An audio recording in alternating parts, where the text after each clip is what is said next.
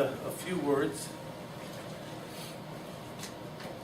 to our little faithful that are here. Thank you. It was beautiful. Angela. Glory to God. You did good. Dogs see, Simon, dogs see. You did good, my man. Father, you did excellent. We're so happy you're here. Well, now we got to build on this. We're going to build, for sure. Get the word out. And you know, this also, we were talking to some of the leadership that this could be the seeds of a mission. And so that's something that we really are going to be working on. Again, I don't know what I'm doing here, but somehow I'm here, and all these things keep happening. And yes, we say glory to God for everything. And but the gospel lesson today was a lesson for all of us. And really, if I could ever say anything to anyone, that gospel said it. And I know that in human life, we love to say, oh she's my friend, and we love each other. And someone will cross our path that we don't really like. And it's very easy to walk away from that person. And or to criticize or be negative, whatever. I think the hardest task for a Christian is to love our enemy and to love those who don't love us. It's the hardest. And you know that not everybody's in love with me. So what do I do? We love you, Father. We love you. I know I love you too. But what do I do? Every Sunday, I always remembered, like when I was in the parish, and if there was somebody really giving me a hard time, and I would pray for that person specifically. And somehow those prayers did some kind of mysterious action, because it oftentimes turned people around. The Spirit would enter them somehow and open up their hearts. Not always. And one of our saints, St. Cassian, said, hey, you can't love everybody, but you got to pray for them. Pray for them. And when you give them to God, I think it really changes the relationship. And I know from my own self, I remember when I came out of the hospital after 4 months, and 6 weeks in a coma and kidney failure and all of that, and I was still open for a year later. So I was closed at the Mayo Clinic here. I took a cane that this wonderful guy had made for me, and I walked to the altar against everybody's advice. They did not want me going to church. But I just wanted to give a message. Because I knew while I was away, there was upheaval.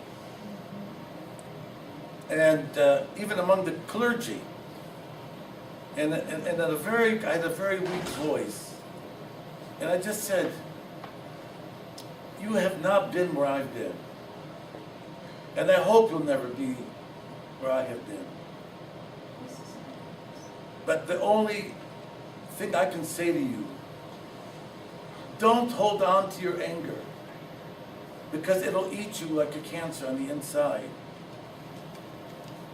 Be reconciled. Don't let that anger consume your whole being. But change your life. Let your faith change your heart.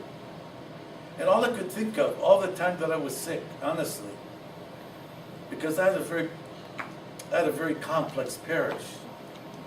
I had Egyptians and Palestinians and people from Iraq, from Egypt, from Lebanon, from Syria, converts, I mean, from all over the place. It was very, as we would say in French, très compliqué.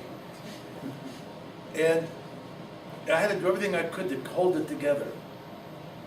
And I thought to myself that when I was sick, that I'm glad in a way that I never showed them anger myself personally. Because I tried to be an example. Well, once in a while I'd flip my lid, but not too often. But I tried to let them know that that was not the way to live as Christians. And all during that period, I mean, I kept thinking about it. When I leave this hospital, if I ever do leave, because I didn't know, they didn't think I was going to live. They never thought I was going to survive. I said, if I make it out of here, I really am going to make it my business to try to ever be wallowing in anger or hatred or whatever, because I had a lot of good reason to. You know, and I'm only speaking for myself, so forgive me, because I held many national positions in our church, which meant a lot of people were jealous of what I was doing. And everybody kept telling me, boy, you got a target on your back. And I just didn't pay attention, because I always felt that, I used to say that the best revenge is a good life. So I always held my head up high. Plus we have 2-3 churches in the city that can make it more complicated. And big. And I just said, if I walk the path of peace, then I will spread that peace around me. And it will change the relationships. And it did to a large extent, because I just would not respond. And it's a philosophy that I always had to want to do the right thing at the present moment to who was ever in front of me. For we don't know what will happen tomorrow. The past is gone. The future we don't know. But all we have is the present. So we have to live in the now. Live in the now. And let it be the best possible now ever. With peace and love. Amen. God bless you.